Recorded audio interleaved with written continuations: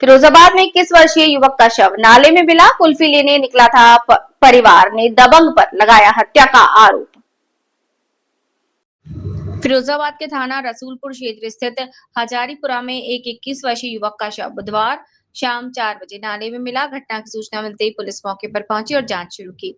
मृतक की पहचान पुराना रसूलपुर निवासी अरुण पुत्र सरजू 21 वर्ष के रूप में हुई। अरुण किराना दुकान चलाता था। परिजनों ने बताया कि वो मंगलवार रात कुल्फी लेने घर से निकला था, लेकिन वापस नहीं लौटा। बुधवार शाम करीब 4 बजे उसका शव हजारीपुरा के पास एक नाले में पड़ा मिला। परिजनों ने अरुण की हत्या का आरोप क्षेत्र के एक युवक पर लगाया।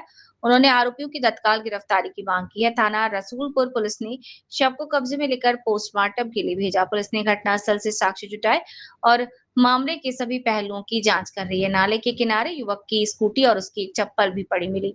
थाना रसूलपुर के इंस्पेक्टर प्रदीप कुमार ने बताया युवक का शव नाले में मिला था, जिसे पोस्टमार्टम के लिए भेजा। उन्होंने कहा कि परिजनों के आरोप के आधार पर मामले की जांच की जा रही है। पोस्टमार्टम रिपोर्ट और जांच के निष्कर्षों के आधार पर आगे की कानूनी कार्यवाही होगी। रिपोर्टर राजा शर्मा, फिरोजाबाद। अब ऐसा होता था, वैसा होता था। क्या नाम है आपका? मेरा नाम सरजू हुआ था। ये लड़का जो खत्म हुआ कैसे हुआ है? आप जी भैया, मिनिमम समय जो लड़का खत्म हुआ था वो कैसे हुआ था? उसकी हत्या की गई है साहब। क्या किसने किसने की हत्या की? सहनोज पातिया होटल वाला लड़का है राजू का, सहनोज। और उसके चाचा और पिताजी राजू, नाम खोलो। 4 दिन पहले झगड़ा हुआ था घर पे। तो ये लड़का गाली गुप्तारी के बकते हुए जा रहा था, तो मैंने इसको पकड़ के पूछा गाली क्यों दे रहा है। ये मेरी दुकान है, मेरा घर है। तो बोला तुझे क्या दिक्कत है? तो मैंने उसको पकड़ा, 4 से चाटे लगाए। मेरा लड़का अरुण बैठा था मेरे पास में दुकान पे। फिर उसके बाद में सर मैंने इसके बाप को बुलाया। जब ये मुझसे बोल के गया कि तूने मुझे मारा है, मैं एक बार जेल काट चुका हूँ, एक बार और सही। फिर मैंने इसके बाप को राजू को होटल से बुलाया। मैं तुम्हारा लड़का ऐसे ऐसे मुझसे कह के गया है। इसका बाप आया राजू, इसका चाचा है वसीमुद्दीन, चाचा पराठे वाला, और एक मोइन। इन लोगों ने मुझे आश्वासन दिया कि ऐसी कोई बात नहीं होगी, ठीक है। उसके बाद में साहब परसों 2 दिन 3 पहले मेरे पिताजी मेरे घर से 2-4 कदम पे एक बब्बू मेडिकल है, उस पर बुला के मेरे पिताजी को सहनोज बोलता है कि तुम्हारे बेटों ने मुझे मारा है, उनने मेरे साथ अच्छे नहीं किया, मैं उनको सबक सिखाऊंगा। मेरे पिताजी बड़े बूढ़े हैं, 70-75 साल के। उन्होंने कहा बेटा कोई बात नहीं है, कोई बात होगी तो मुझसे कह ली। उसके बाद साहब मेरे पिताजी दुकान करते हैं मीट की दुकान में, शीश गिरान में, तेलियों वाली गली में। उसके चंद कदम पर पाकिजा होटल है। वो वहाँ से आता है, मेरे पिताजी को गली में दुकान पे वहाँ पे घूरता हुआ निकल जाता है। मैं कल मेरा बड़ा बेटा बैठा था करण, उससे पूछता है कि तेरा बाप और तेरा भाई अरुण कहाँ है कल? तो उन्होंने कहा वो तो दुकान पे होंगे।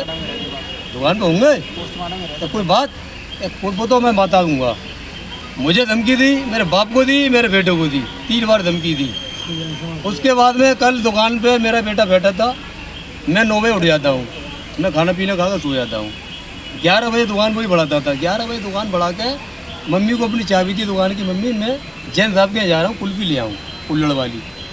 तो उन्होंने कहा बेटा जल्दी आना, ठीक है। अब वो नहीं आया साहब, इंतजार करते करते माँ भी सो गई। उसके बाद में वो आए नहीं है। जैन साहब की दुकान है इस रोड पे, घंटाघर वाली पे।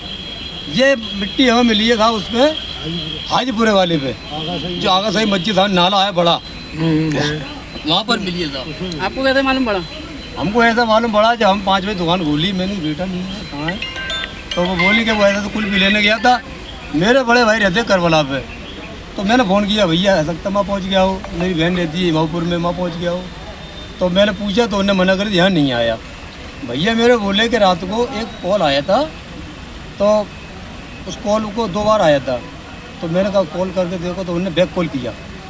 तो ऐसे वो कहना थाने रसूलपुर कोई वो कहना में कांसी यादव है, उनने उठाया फ़ोन। उनने बोला कौन? उन्होंने सर कॉल था आपका रात में कि हाँ वो स्कूटी हमें मिली है रात को 1 बजे वहाँ पर नाले पे, स्कूटी तुम्हारी वो कहाँ है? उन भैया के हमारे घर पे होगी कि वो थाने आया हो, थाने हमें वहाँ मिली है ऐसे नालन जोड़ा।